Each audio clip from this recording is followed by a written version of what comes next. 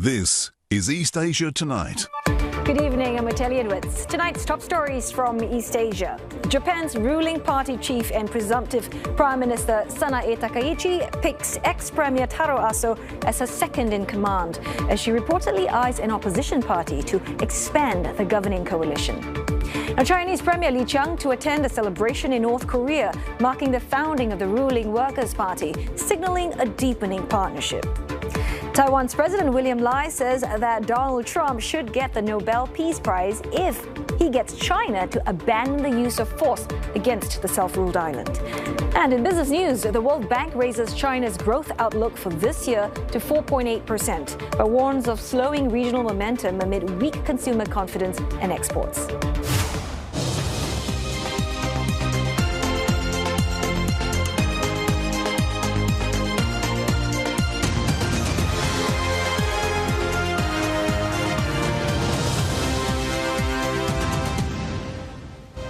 Also in East Asia tonight, why are some of China's brightest students turning down the country's top universities? CNA's Tan Zihui explores the shifting aspirations of young students. And what's behind recent anti-China protests in South Korea, coming just as Seoul is trying to draw more Chinese tourists? Well, CNA's Grace Shin will be joining me in the studio.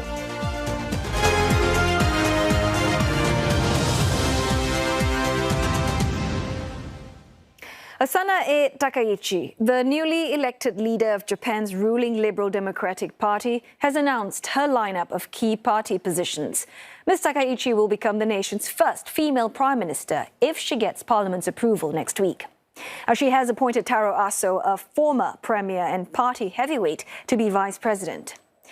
And former Finance Minister Shunichi Suzuki is tapped for the role of Secretary General, a job which has a huge influence on party affairs. Well, other key picks include Takayuki Kobayashi, one of Ms. Takaichi's rival for the LDP chair, and as well as Keiji Furuya, a former National Public Safety Commission chairman.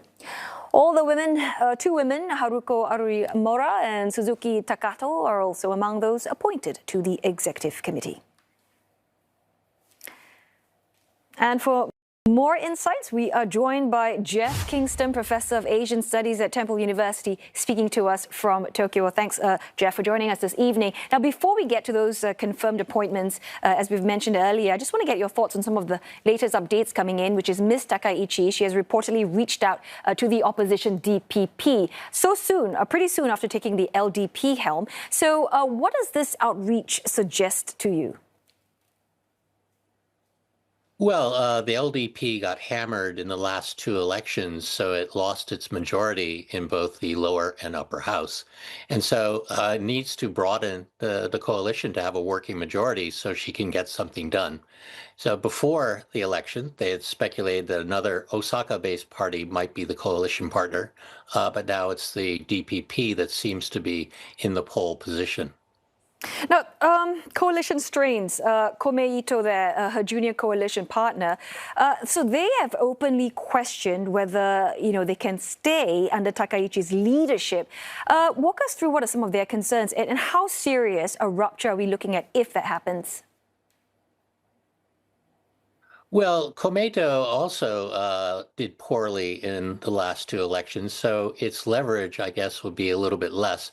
But clearly, the leaders responding to the membership that are concerned about the LDP's position on corruption. There have been a few scandals, and there hasn't really been much in an effort to clean up its image. And also, they're worried about Takaichi and her frequent visits to Yasukuni Shrine and how that may roil regional relations. Now, consolidating control within the LDP, perhaps you can walk us through, the rest of Takaichi's early appointments. What does that tell her about her leadership style and her strategy for trying to consolidate all that power within the LDP? Well, there's certainly a reward for Taro Aso, whose help was critical in her winning the presidential election. And it seems that members of his faction are doing well. She hasn't announced her cabinet lineup, but the LDP executive seems to reveal her right-wing inclinations. So she is drawing from the right-wing end of the LDP. And I think this reflects the concern that the reason why voters abandoned the LDP is that it had become too moderate. So it's going back to its right-wing roots and bringing in people who were associated with the right wing and Shinzo Abe. The problem there is one of the appointees is deeply implicated in various scandals and corruption. So it will show that it's sort of business as usual. And I think that the one thing that the public was concerned about is the LDP had not done enough on the issue of accountability and transparency in terms of campaign finance reform. So is that, I mean, is that what's needed for Takaichi to show that, she's not just not going to be in this position for the short term, but for the long term? Well, that's the whole issue is, are we going to be back to that era of one and done revolving door prime ministers? Um, she's certainly going to strengthen the LDP's performance among the right wing. I think they'll bring back many of those supporters. But can she broaden the LDP's appeal beyond the right? And being that she is from the hard right, that seems unlikely. When it comes to managing rivals, I mean, we've seen the key lawmakers who backed Koizumi and Hayashi, they've been left out of these top positions. So what does then that tell us about how Takaichi, how she's trying to manage all these internal rivalries? Well, it's a bit early to tell. I mean, we'll know more after she announces her cabinet picks, after she gets elected prime minister. So it's really hard to tell. Clearly, in the party executive, she has rewarded supporters and people on her end of the spectrum. But, we have to wait to see what the cabinet lineup is and whether she can really heal the deep rift in her party. Essentially, what went wrong for the LDP? Was it because it's not right wing enough, or is it because it hasn't done enough to clean up the corruption scandal? And so that's the division within the party. And I think it's in terms of public perceptions. I mean, she is a strong leader, but does she have the skill set necessary to heal the rift within the party? That remains to be seen.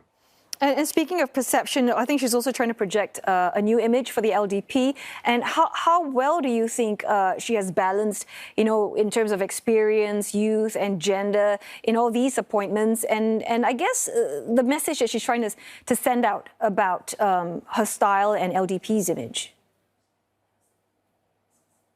Well, yes, I think that she's been trying to send out a message that we've hit the reset button. We're not the same old LDP that you knew.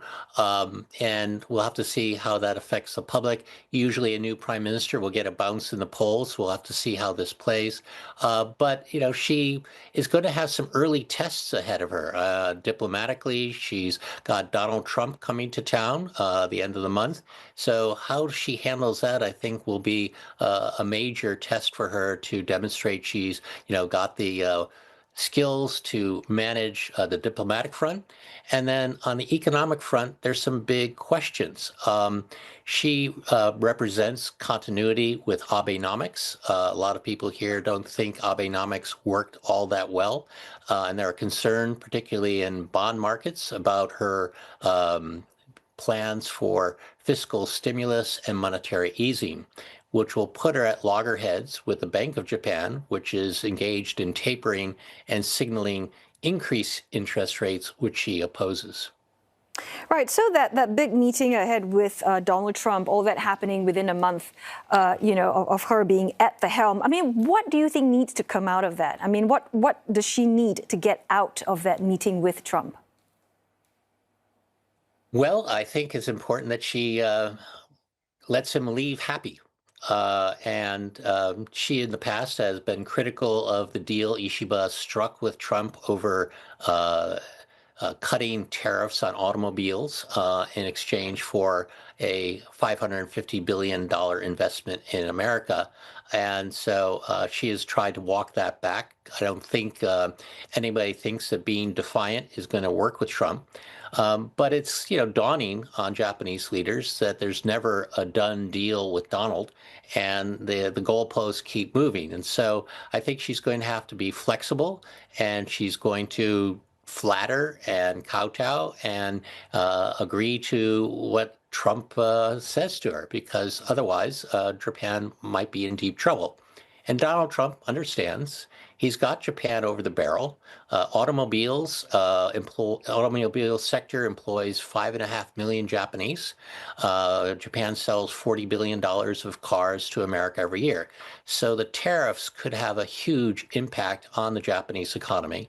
And if Japan doesn't come through with the planned investment on the timetable of Donald Trump and where and when, then he has reserved the right to reimpose the high tariffs. So there's a lot of anxiety here about the economic deal, and it's clearly linked to security concerns in Tokyo. They're concerned about the regional hegemonic ambitions of China, nuclear saber rattling in Pyongyang. So they need the nuclear and conventional security guarantee of the United States. So she doesn't want to upset that either. All right, many thanks for your insights. It was a great chat there. Jeff Kingston, Professor of Asian Studies at Temple University, speaking to us from Tokyo. Now, in other news, Chinese Premier Li Qiang is set to lead a delegation to Pyongyang to celebrate 80 years since the founding of North Korea's ruling Workers' Party. Reports say that events commemorating the anniversary will take place on Friday. And this visit would be the latest diplomatic exchange following North Korean leader Kim Jong-un's visit to Beijing last month. It's also rare for Chinese leaders to visit Pyongyang. The last time a Chinese premier attended a military parade was in 2009, and Xi Jinping has only visited once in 2019. North Korea is expected to stage a grand night parade, which will likely showcase its advances in military technology. The US, South Korea and others will be eyeing the weapons on display, given perceived threats posed by the North's nuclear and missile programs. Also in Pyongyang for the celebrations will be Vietnam's Communist chief To Lam, Laotian leader Thongloun Sisulit, as well as Deputy Chairman of the Russian Security Council Dmitry Medvedev. South Korea's new top envoy to the United States has pledged to reinforce their alliance. Kyung-wha calling it the foundation of a pragmatic diplomacy. Now, Ms. Kang has vowed to resolve trade issues with the U.S. and says she'll push the partnership further in a future-oriented alliance centered on security, the economy, and cutting-edge technology. Previously, she helped steer diplomacy with North Korea under President Moon Jae-in and earned rare praise from Pyongyang. Her comments come as South Korea's Foreign Minister Cho Hyun said that he hoped relations between Beijing and Pyongyang will develop in a way that contributes to denuclearization and peace on the Korean peninsula. A Chinese Foreign Minister Wang Yi is embarking on a 6-day trip to Europe with stops in Italy and Switzerland. His trip to Rome follows Italian Prime Minister Giorgia Meloni's Beijing visit last year. The two countries then signed several deals and a 3-year action plan. Last month, Italy touted the benefits of Chinese investments in Europe. While the moves are seen as a soft reset with Beijing after Italy dropped out from China's Belt and Road Initiative in late 2023. Switzerland, meantime, marked its 75th year of diplomatic ties with China last month. Its foreign minister had praised Beijing as a crucial trade partner amid uncertainties created by America's reciprocal tariffs. During the Europe visit, Mr. Wang will be attending separate meetings with Italian and Swiss officials. This is the top diplomat's second visit to Europe in the last 2 months. Taiwan's William Lai says U.S. President Donald Trump should win the Nobel Peace Prize if he manages to convince China to abandon the use of force against the island. Mr. Lai said this on a conservative U.S. radio show and podcast. He was referring to Mr. Trump's comment in August that President Xi Jinping had told him that China would not invade Taiwan while Mr. Trump was president. Mr. Lai also warned that if Taiwan were annexed, China would gain greater strength to compete with the U.S. and affect American interests. Taiwan has set a defense spending target of 5% of GDP by 2030 in response to pressure from Washington. The U.S. is bound by law to provide Taiwan with the means to defend itself and has not made clear whether its forces would intervene in a Chinese attack on the island. Our time now for a short break. But coming up on East Asia tonight, OpenAI forges ahead with its plan to turbocharge the build-out of computing warehouses as its deal-making tops $1 trillion. Plus, we will reveal which regional restaurant has become the most profitable chain in the U.S. With the uncertainties of the financial world, where does our economy truly stand? Keep up to date with the latest market trends and get the in-depth analysis that you need to understand the forces driving the global economies. Kickstart your day with an informed view of the business world. Asia Business on Asia First, weekdays on CNA. Brought to you by UOB.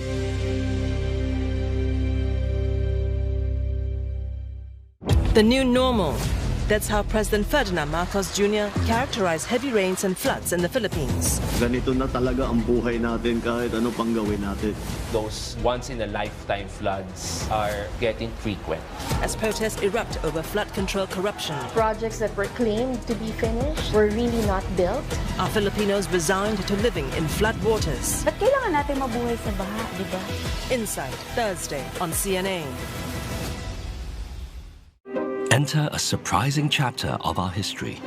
From Gambia to rubber, over 200 years, Singapore grew a lot of crops for sale to the world. There was coffee, tapioca plantations, there was cocoa. Spectacular successes that modernized our society.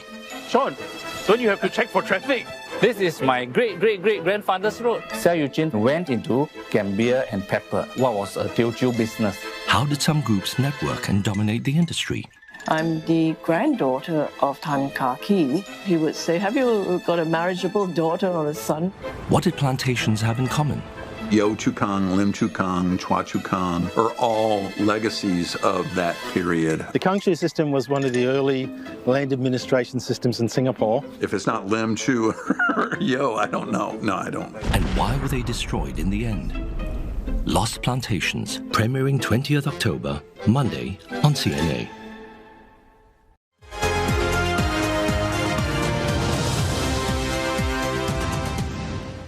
Hello again. Great to have your company on East Asia tonight. Well, it is time now to get you up to speed in business. And we've got Olivia Mazuki standing by with the very latest. So, Liv, apparently it's been a roller coaster ride for China. They've got some pretty bright spots, but also plenty of challenges. Tell us more. That's right, Oteli. So basically, the World Bank's latest report tells you exactly that.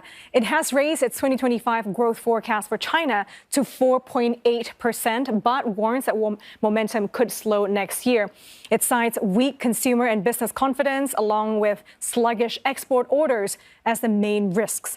In its biannual outlook for East Asia and the Pacific, the bank projects China's economy to grow 4.2% in 2026 after forecasting in April growth of 4% both for this year and the next.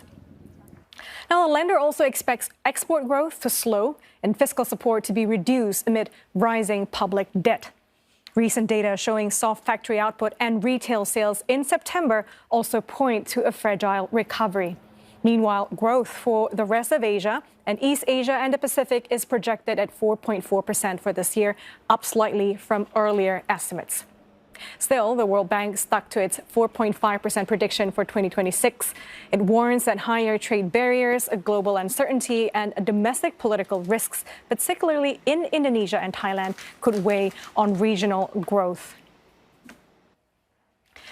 OpenAI has signed about $1 trillion worth of deals this year, despite no real signs that the fast-emerging business is close to breaking even. The dizzying investments raising concerns over the company's ability to fund these plans. The ChatGPT maker struck fresh agreements with AMD yesterday, following earlier pacts with NVIDIA, Oracle, and CoreWeave. Together, these commitments would give OpenAI access to more than 20 gigawatts of computing capacity over the next decade. Analysts warn that the company is in no position to make these commitments, estimating losses of up to $10 billion this year. Still, OpenAI is betting big on growth and on its partners' willingness to help fund it. Under the deals, NVIDIA plans to invest $100 billion, while AMD is offering stock warrants that could give OpenAI up to 10% of the chip maker. CEO Sam Altman admits profitability is not among his top 10 concerns, saying that the company is focused on expansion. While OpenAI's de facto number 2 also shrugging off worries of an AI investment bubble. But as partners' share prices surge and debt piles up, questions are being raised if the AI boom can sustain this trillion-dollar momentum. One strategist explains why this AI-driven momentum still has lots of room to run and how it's rippling across broader sectors. AI-related CapEx spending is top of mind. We were just looking at this earlier today, and we've seen that among the top 20 stocks in the S&P 500, that AI-related CapEx spending continues to surge and is relatively high. The question is whether this momentum will continue. And from a factor perspective, we've seen that our S&P 500 momentum posted gains over the quarter. It's been a top performer year to date. So that has been top of mind that we've been looking at closely. Also intertwined with that is sectors and particularly technology, right? Closing out Q3, we saw technology was the top performing sector in the S&P 500. We saw continued strength from communication services. Japanese stocks at record highs for a second straight day as Sanae Takaichi is all but confirmed to become the country's next premier. The Nikkei 225 did breach the 48,000 level today before pulling back before the closing bell. And optimism that she will embark on a campaign of monetary easing hammered the yen, which at the moment hovering at 150.75 level to the greenback. Investors snapped up a sale of government debt in a sign of easing nervousness. Government bond yields retreated from record highs. Demand at an auction of 30-year bonds today turned out to be stronger than the 12-month average, helping steady markets after recent volatility. The result offers some relief to market jitters triggered by the political shifts and concerns over fiscal and monetary policy path.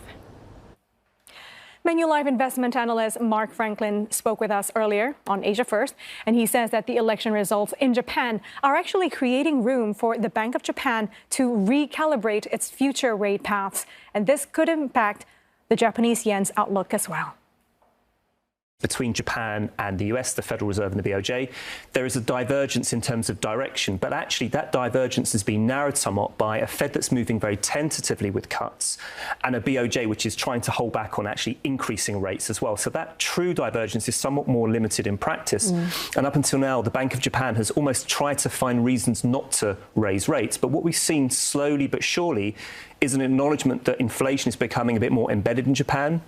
The second quarter growth data was much improved in Japan as well. And whilst the election of Takaichi-san for the LDP leadership suggests that maybe the BOJ may wait and see, that's more because they want to understand how the political chips fall, because the LDP is still a minority party. It's not a majority in the parliament. And so not only does the leadership need to be secured, they need to find coalition partners as well. But actually, with this weakening of yen in the last couple of days against the dollar, that creates room for the Bank of Japan to perhaps recontemplate the idea that rate hikes should be back on the table again eventually. Yeah, and amid these developments, as we wait for more firming up of the party and all that, where do you see the yen headed? It's a very, very difficult mix of drivers here. Our fair value models at Manulife suggest that the yen dollar is roughly fairly valued right now, maybe slightly undervalued on the yen side. So there's the potential, should growth momentum continue to improve in Japan in the coming quarters, that you could actually see, because of real yield differentials, that the yen stabilizes and maybe starts to appreciate again. But of course, the market's expectation in the very short term is we're going to get a very reflationary policy mix, increasing pressure on bond issuance to finance deficits in Japan, which will initially lead to further yen weakness in the short term. But more medium term, we would take the view that would be a buying opportunity for the yen.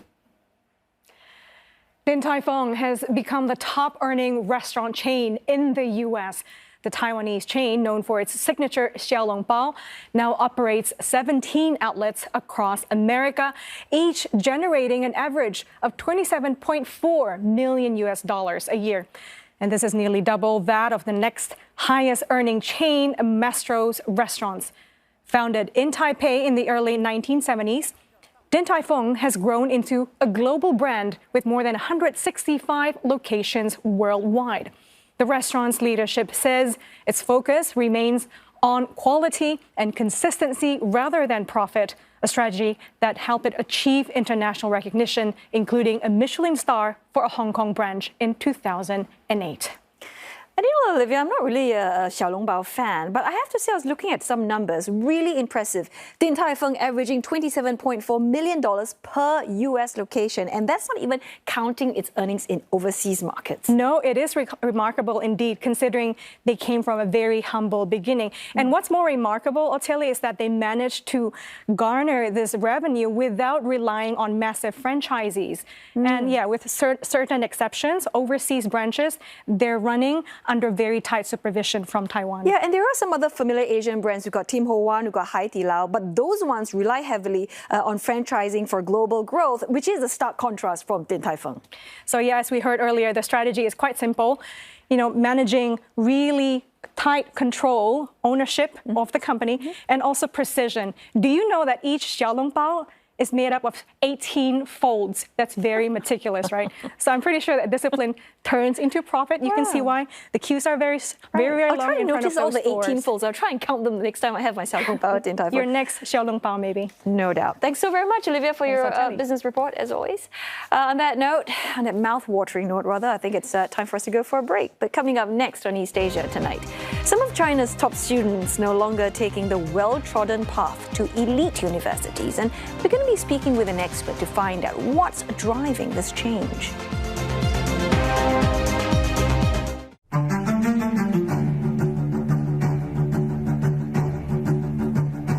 There were a couple of songs that were banned during the 70s and 80s. Were you angry with the government because of that? Okay, wow.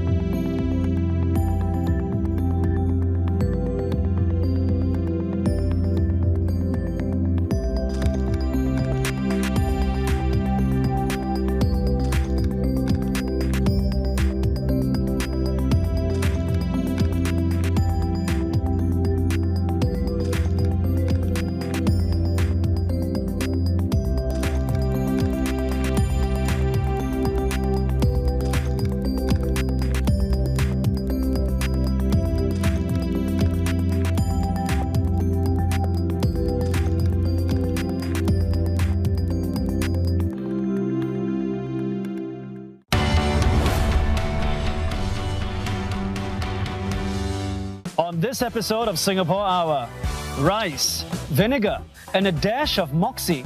Meet the sushi chef breaking barriers in Singapore. Japan has so much craftsmen, and it's interesting to know that we can achieve that in our own country as well.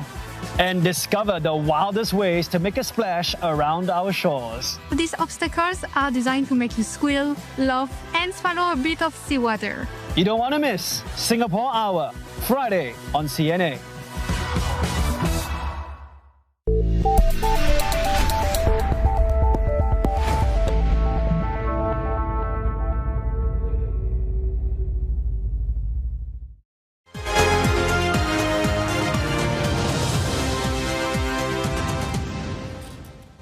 Hello there, this is East Asia Tonight, and here are the headlines we're following. The World Bank raising its China growth forecast for this year to 4.8%, but cautions that it could slow next year over weak consumer and business confidence. Chinese Premier Li Qiang to attend a celebration in North Korea, marking the founding of the ruling Workers' Party, signaling a deepening partnership. And Japan's ruling party chief and presumptive Prime Minister Sanae Takaichi picks former Premier Taro Aso as a second-in-command. She's reportedly eyeing an opposition party to expand the governing coalition. U.S. President Donald Trump has hailed Ms. Takaichi's victory as tremendous news for Japan. Mr. Trump, taking to social media, called her a highly respected person of great wisdom and strength, although he did not name Ms. Takaichi. But the American leader jumped the gun. Ms. Takaichi has to wait until a parliamentary vote next week before she officially takes over from outgoing Prime Minister Shigeru Ishiba, and that's provided she can garner the votes needed.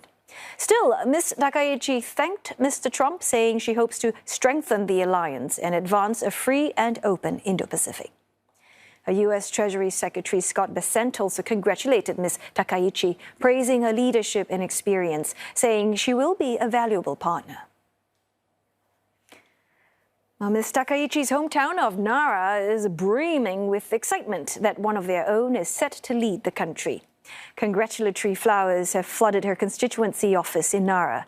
Unlike some of her rivals in the LDP race, who hail from powerful political families, Ms. Takaichi's mother was a local police officer. Her father, a salaryman at a car company. She attended public school, and her hometown friends will tell you there is a softer side to the hardline conservative. その時一緒に受けに行きました。で、お弁当忘れてんって言ったら、高市早苗がですね、一緒に食べようと言って自分のお弁当を開けて差し出してくれて、で、高市早苗がそのように言ってくれたので、もう一人の子も私のお弁当も一緒に食べようって言ってくれて、そこでなんていうかリーダーシップを取ってくれたわけですよね。で、2つのお弁当を3人で食べて、おかげで高校通りました。はい、ありがたく思ってます。Even the four-legged residents of Nara Park may be rooting for Ms. Takaichi. She's pledged to crack down on rule-breaking visitors and complained about tourists kicking the ancient city's sacred deer. Local officials, however, dispute her claim, saying there are no reports of abuse. Now, it's common and even expected for students with top grades to choose top universities, though it may not always be the case.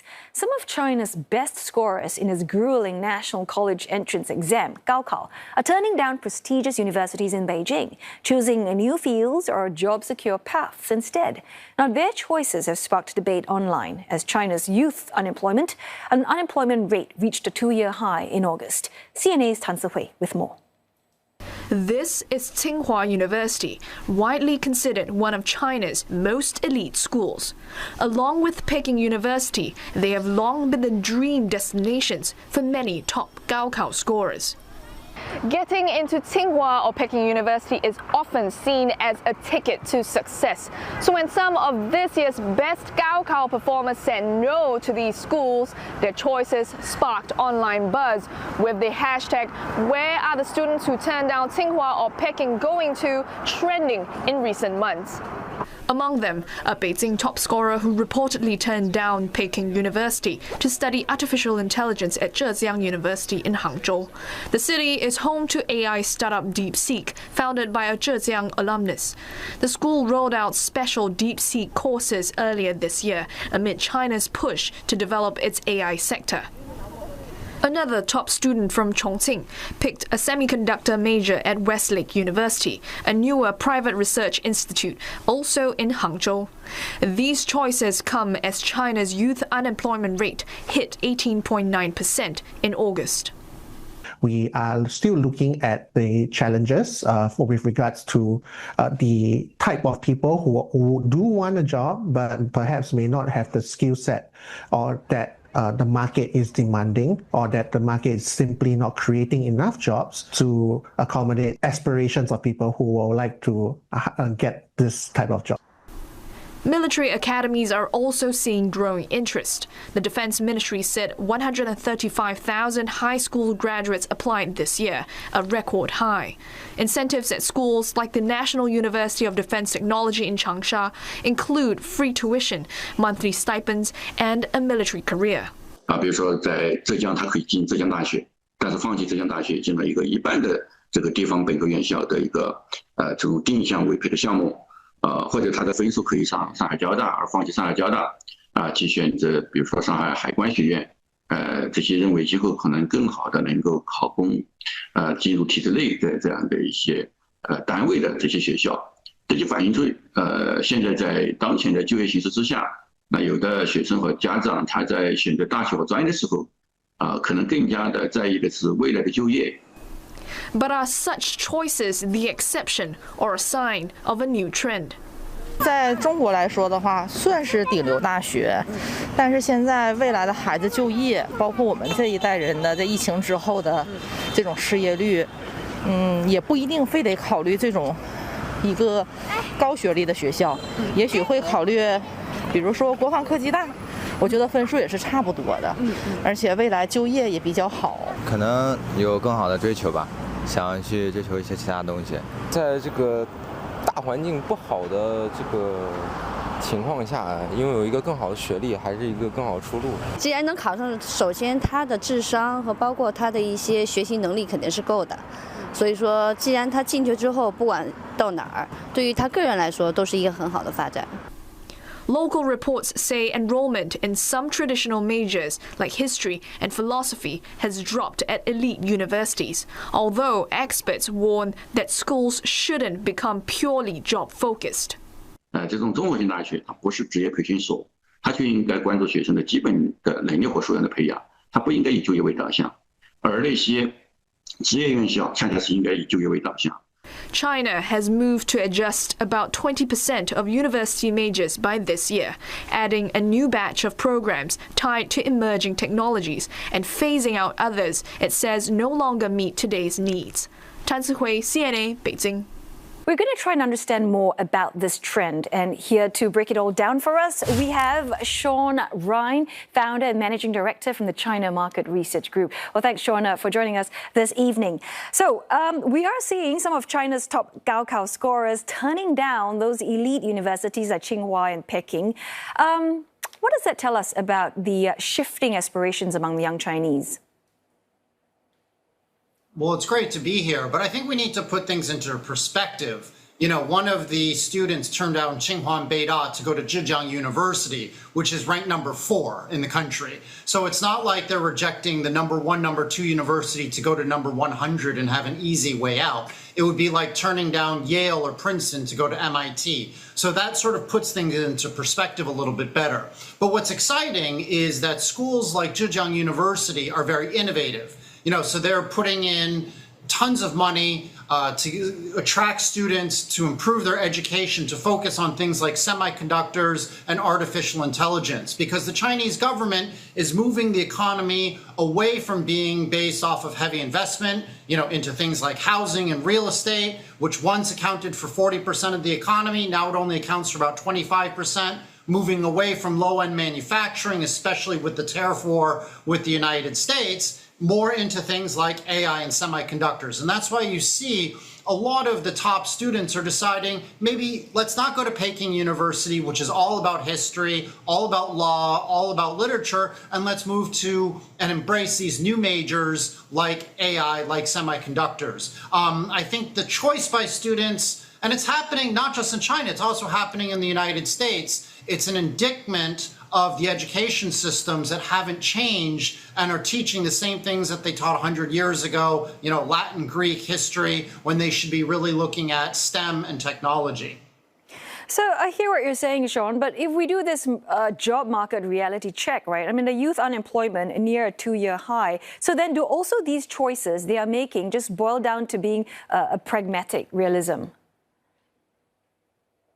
Yeah, it's pragmatic realism. It's about getting jobs. But let me correct you. It's not a 2-year high. 2 years ago, the youth unemployment rate was about 21.8%. Now it's about 14%. So unemployment amongst youth has actually improved dramatically over the last 2 years as a lot of people start companies. You know, we're starting to see the animal spirits are reemerging in China. A lot of people are starting up companies again. And that's why these young people are realizing a Zhejiang University degree in AI or in semiconductors is better than something from Beida in literature.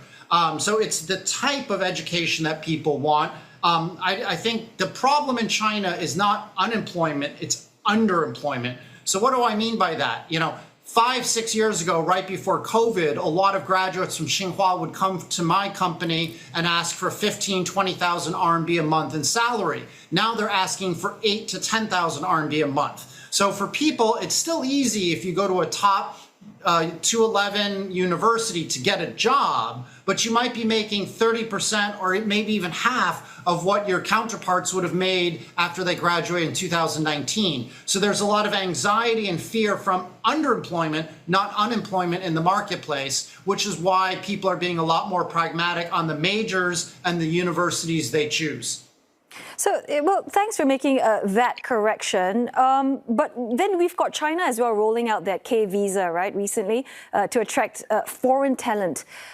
Firstly, I mean, are they at risk of fueling resentment at home, or could it actually complement China's efforts to build a more innovative economy?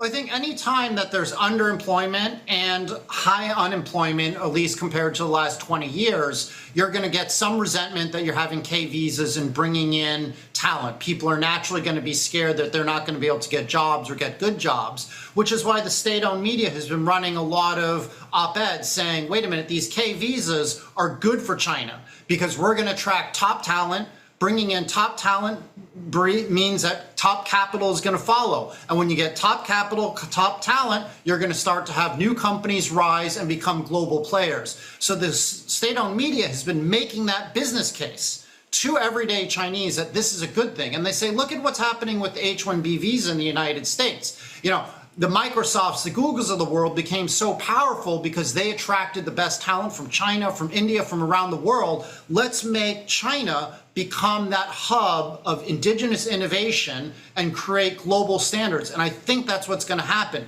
The other thing, though, that's important is that the government has said to people, let's be clear, this is not like H-1B where we're going to bring in foreigners, give them a decent but set salary and basically make them slaves for the next 10 years. These are more for people who are going to come in and do innovation. It's not going to be taking Indians into Google to work for 20 years at $100,000 US a year when they would have had to have paid $400,000 US to a white American citizen. So the Chinese are saying this is good for job creation, it's good for investment, and it's good for innovation. This is going to be good for the youth. That's what their business case is, and I agree with it. You know, at the end of the day, the United States is on a very dangerous slope crashing downwards because a lot of Trump's policies towards top talent and his desecration of the American education system, while China is offering the world the model of let's have free trade, let's have innovation, let's have people-to-people flows. This is why China is going to be the global powerhouse of innovation in the next 3 to 5 years. I want to zoom in and talk about Gaokao because, you know, the choices of these students have basically sparked massive online debate. The Gaokao then, I mean, do you think that's still an accurate barometer of a student's potential? I think it's fair. You know, I think it's not necessarily the right barometer, but the Chinese system is a lot fairer than the American system.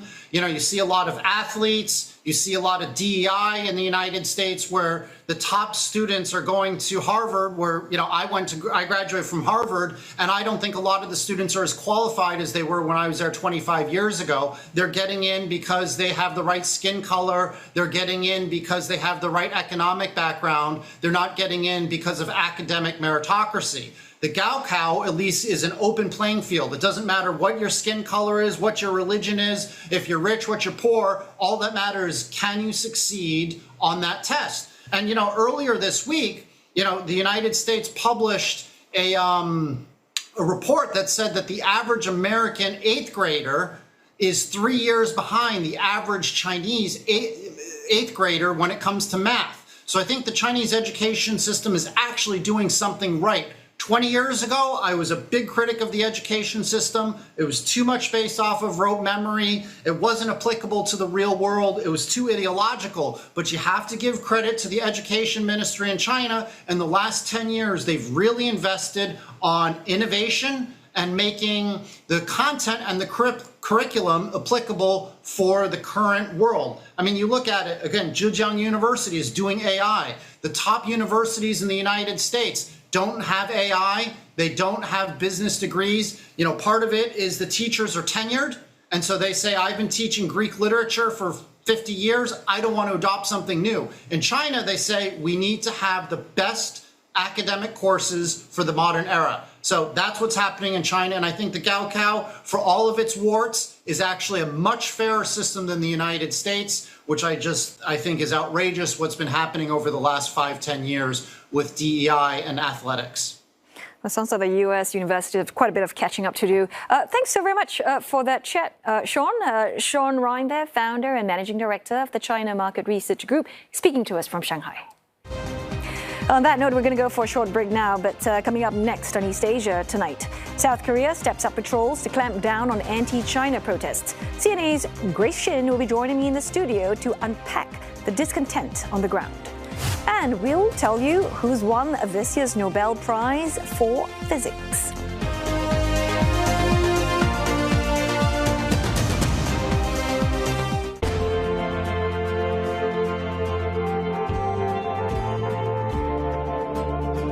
小的时候就想着说，为什么父母会把我们遗弃？我姥姥跟我说呢，花了120块钱宝来。One of the reasons why we're so fascinated with the idea of resurrection is because so much has been lost. Could we perhaps change the past?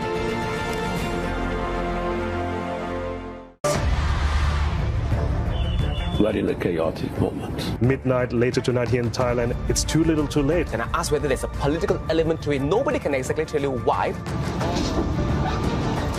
Look, things are never perfect when you're engaged in politics. Each one doing what each one wants. So what's the United Nations doing amidst this world of supreme chaos? Pushing for answers every night on Asia Tonight. This October, uncover stories of history, home and heritage. Into the shadowy world of dinosaur fossil trading, where secretive collectors raise the stakes as scientists fight to protect our planet's past in bones of contention. Dig into a past long buried in our soil, plantations that shaped our society and biodiversity. Through the stories of illustrious landowners, relive the untold history of lost plantations.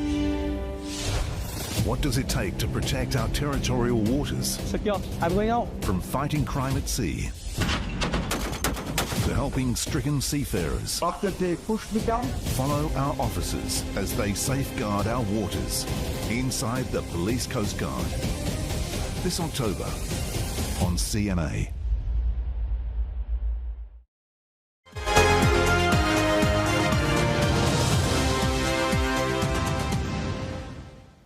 Anti-China protests have erupted in South Korea, with more expected in the days ahead, heightening tensions with Beijing.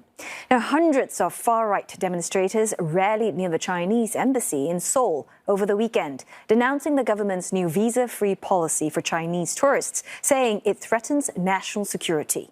The rallies, held in busy areas like Myeongdong and Daerim-dong, coincided with China's Golden Week holiday. Some protesters carried banners reading "China out." Beijing's embassy has urged Chinese nationals to stay alert, calling the protests malicious and politically motivated. President Lee Jae-myung has ordered a police crackdown on hate speech and racially charged gatherings, warning that they could damage South Korea's international image. Patrols are being stepped up after online far-right groups announced more rallies this week. And we've got Grace Shin. She is here to help us dig into growing anti-China sentiment in Korea, where it's coming from, what it could mean for foreign policy as well as domestic politics. So first, Grace, perhaps help our viewers understand if this wave of anti-Chinese feelings even new to begin with, and where is it stemming from? Well, this type of anti-China sentiment in South Korea is definitely not new, but what we can say is it's become much sharper and more visible. Many first trace it back to when the THAAD missile defense deployment was in the mid-2010s. At the time, Beijing hit back by boycotting Korean products, limiting tourism, and banning K-pop. And then with COVID-19, it reignited resentment yet again. Like many other countries, South Korea blamed China for the virus and all the economic fallout. And currently, with what's being evaluated as the worst U.S.-China rivalry, South Korea being a middle power, is in a dilemma as to balancing a security alliance with Washington and economic reliance on China. What that means is China, being South Korea's largest export market, needs to maintain good ties with South Korea and vice versa. But if Seoul leans too close to Beijing, it would risk new security vulnerabilities, especially when China is consolidating ties with Russia and North Korea versus U.S. and its allies. With all these factors contributed, there is this anti-China sentiment, but experts are pointing to how and which age group is driving it. As a matter of fact, those in their 20s and 30s seem to be showing even stronger anti-China sentiment compared to other age groups. And experts believe that's because, unlike older Koreans that were born in the process of democratization, those in their 20s and 30s were born into freedom. So they believe democracy is more of a given. And when they see China's relatively authoritarian behavior and when they see headlines with U.S.-China rivalry, they consider it black and white. It's more of U.S. being a democratic, freedom liberal leader, whereas China is more geared towards authoritarianism. And that's exactly why we saw 자유대학, or Free Univ, one of the main organizers of this weekend's protesters, hit the streets. This student organization, though geared to the very far right, actually managed one of the biggest rallies for this anti-China sentiment. And they were claiming that the Lee administration is rolling out too many pro-China policies that would put South Korea's national security at risk. So one of the organizers said that local media underreported the turnout number at only around 4,000, whereas in reality, around 30,000 people showed up. And here's exactly why this organizer believes this type of anti-China actually sentiment protest should continue. 친중에 대해서 위협성을 느끼고 반중을 외치는 이유는 중국에는 자유가 없기 때문입니다. 간단히 말해서 중국 공산당은 공산당인 만큼 자유가 없고 그들이 말하는 건 통제가 되며 그들의 생활 동안 통제가 되는 것을 모두가 알고 있습니다. And apart from the younger generation viewing China as relatively authoritarian, one political science expert I spoke to say that the anti-China sentiment goes far beyond just politics. Take a listen. 재정적인 이유로 인해서 중국인 유학생들을 굉장히 많이 받고 있습니다. 그러다 보니까 아마 한국 대학생들이 본인들의 일상 속에서 캠퍼스 내에서 경험하고 있는 중국 유학생들과의 만남, 그게 비단 캠퍼스에서 마주치는 것뿐만 아니라 더 직접적으로는 같은 수업을 들으면서 토론을 한다거나 또는 팀 프로젝트에서 공동 멤버가 된다거나 그렇게 이제 접촉의 경험이 그다지 긍정적이지 않을 경우에는 중국인에 대한 부정적인 감정의 형성과 더불어서 중국에 대한 부정적인 감정으로까지 확산될 수 있는 현상이 아닐까. And to put that in perspective, South Korea has around 200,000 international students, and around a third of them are Chinese. Interesting. I also want to touch on what President Lee calling all these protests self-harm, and he's insisting that strong ties with China are still essential, which they are. So what is the response coming from all these experts, analyzing this? Exactly, because President Lee argues that open hostility towards China is coming at the wrong time, especially with Xi Jinping expected to come at APEC later this month. But experts point out that there's just only so much the government can do. They can't police public sentiment. And some analysts say that the real test lies with Beijing on how it manages its global image and soft power, especially with this growing U.S.-China rivalry. If China continues to take a hardline approach, then it only shrinks Seoul's diplomatic space as a middle power. So let's take a listen to that expert that I spoke to in regards to political science and what we should do with this growing anti-China sentiment in South Korea. 중국이 미중 갈등을 잘 관리할 수 있어야 할 겁니다. 즉, 미국과 계속 대립적인 관계만을 세계의 많은 국가들의 엘리트들과 시민들에게 보여주면은 반중 감정이 지속적으로 높아지고 있는 이 추세로부터 쉽게 벗어나지 못할 것 같고요.